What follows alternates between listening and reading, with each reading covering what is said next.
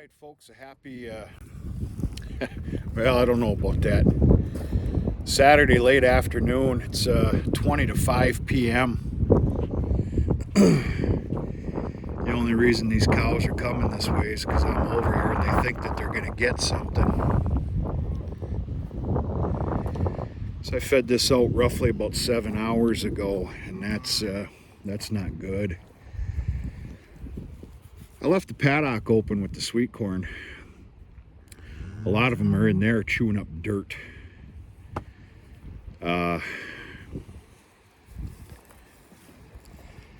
Finishing off the hay bales that I put out this morning and picking any kind of grass that's still out in that paddock, which isn't much. This is a sad sight here. Now, I'm not going to rule this out just yet. I guess that's me being hopeful thinking.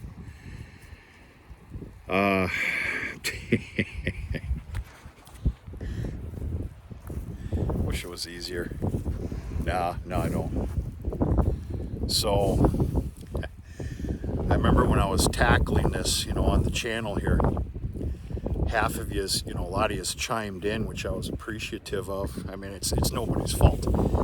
But I remember half of you are, you might have a little problem there, buddy. The other half are, no problem. It's going to be, ensiled, fermented. It'll be just fine.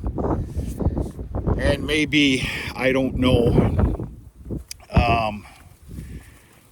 Well, you're eating a little bit right there, so it's not disgusting. But they're also running out of feed. I guess the true absolute test is going to be tomorrow morning when I come out here for feeding. What is this going to look like? Truth of the matter is, of course, this is hopeful thinking again. They had two top-notch hay bales out there.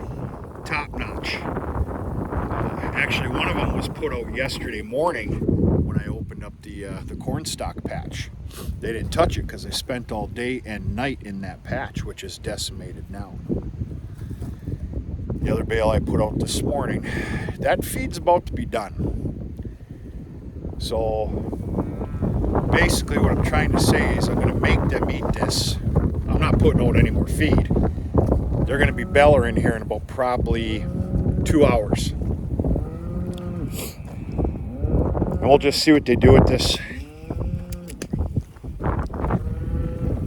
I'm going to say it again, an acquired taste. See, this just dried right out. This is like a straw for crying out loud, which cows actually like. It's nice and wet in there, though. It's got a great smell to it. It doesn't have I didn't taste it for crying out loud. I'm just smelling it. It doesn't smell like it's a tangy, tart rye. Just imagine rye seed bread, folks. Some people like it, some people hate it. I personally enjoy it. But I'm going to make them hopefully try and clean this up, and let's just try and force a little bit of an acquired taste. Because if I'm not mistaken, my bale count was 64 bales on this stuff. I know that doesn't sound like much. I can assure you that it is, especially this year.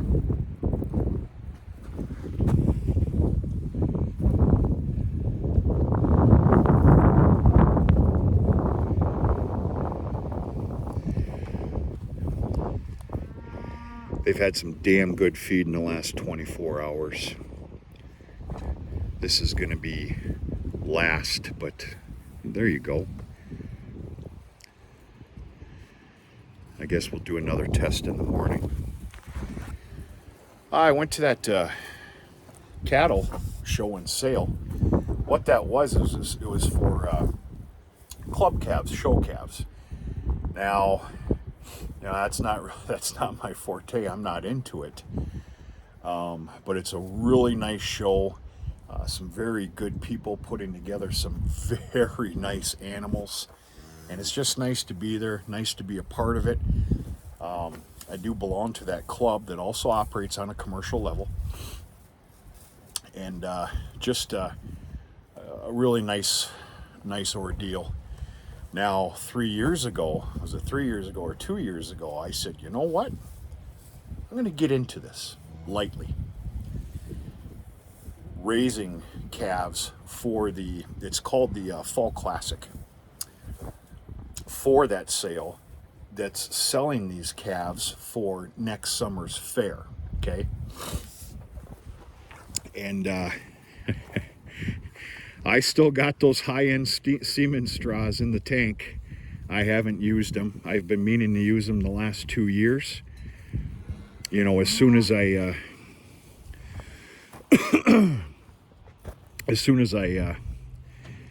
AI, you know, for the bulls, that comes first. You know, it depends on the animal too. But I don't know.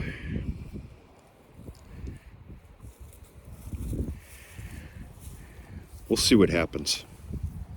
We'll see. I know. What's your number? Because I'm missing one of yous.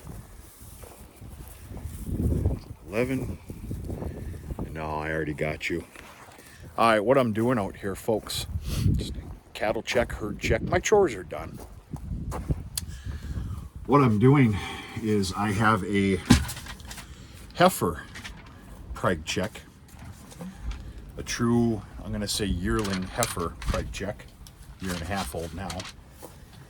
And as it turns out, after shipping, selling some open heifers this spring, I ended up with 17 that stayed in the lot and 17 that got shipped out here after we did some AIing. Not much AIing.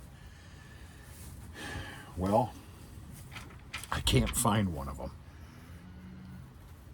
She's out here. Can't find her. I got 16 out of the 17. That yearling heifer, as I'm going to call it, preg check, is slated for the 28th of this month, which is about exactly 30 days. It will be 30 days after I pulled the bulls.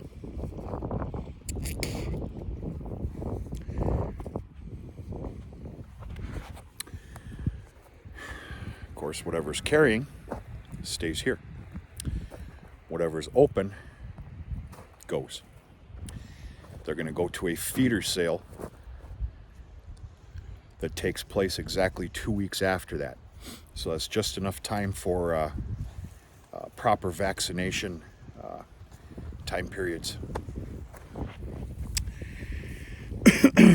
So, I mean, that was kind of put together by design, but we'll see what happens here. We'll see what happens. Roughly a week or two after that, hustle and bustle, I will be doing a full afternoon preg check on cows.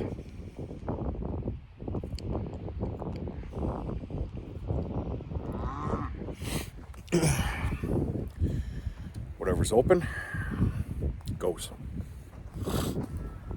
I know I'm speaking the obvious as a cow-calf operator, but anyway. And it won't be long before I start scouring this yard with my paperwork, picking out my kept back heifer calves for this year, picking out steers that merit a proper shipping here in the month of November or early December to a feeder sale, obviously. And then those that need to be kept back for barn raising this winter that need a little TLC lagging behind or still undersized or, you know, because of age.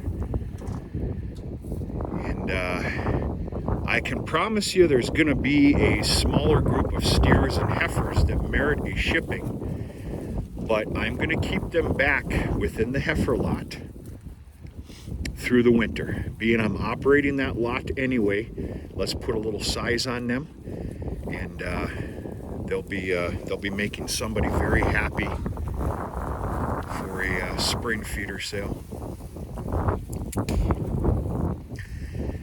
Then of course the bulls need to be collected. There's 8 of them. I can almost assure you, and we will take a look, that one of them will not make it. I got a half a mind to drive the herd right now, but I got a few things I need to do. One of them will not make it. As far as keeping for a breeding bull, he just doesn't look good. Can't be perfect all the time. But that will make 7 bulls kept back in the barn, to include my 3 bulls that are in the yard. And go from there. Nothing like taking a piss in the wind, huh? So this is what we got, folks. I don't know what else to say. I'm rambling on now. It's a beautiful Saturday afternoon. It was colder than the son of a gun here this morning. But yeah, she's pretty nice. Gonna get some odd jobs done, and I'm gonna take a little ride this afternoon. We're at, in fact, I think we're on the decline of peak color as far as the leaves. Now, we've had some nasty wind, which of course attributed to, a lot of leaves coming off. And yeah, it won't be long. It won't be long at all. And you're gonna basically see bare trees. So that's supposed to mean something. So I think I'm gonna go for a little spin this evening and just keep soaking it in.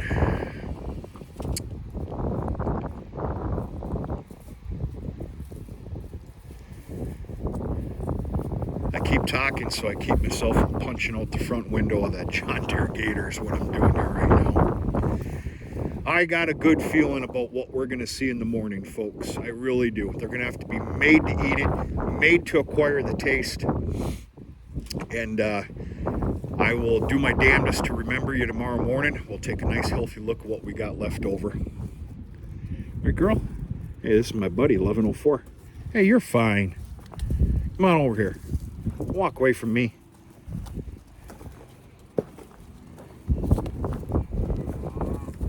Come on, you're fine. You're fine. See? You're fine. If you follow the channel, you know 1104 was hutch raised. Her mama died giving birth. Was able to save her. And that's obviously why I can do this. Right? You got a nice calf too. You got a real nice calf. You're small, but you do good. Right?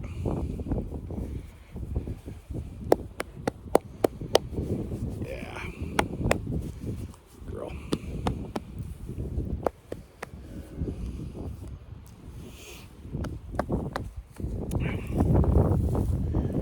Time to go.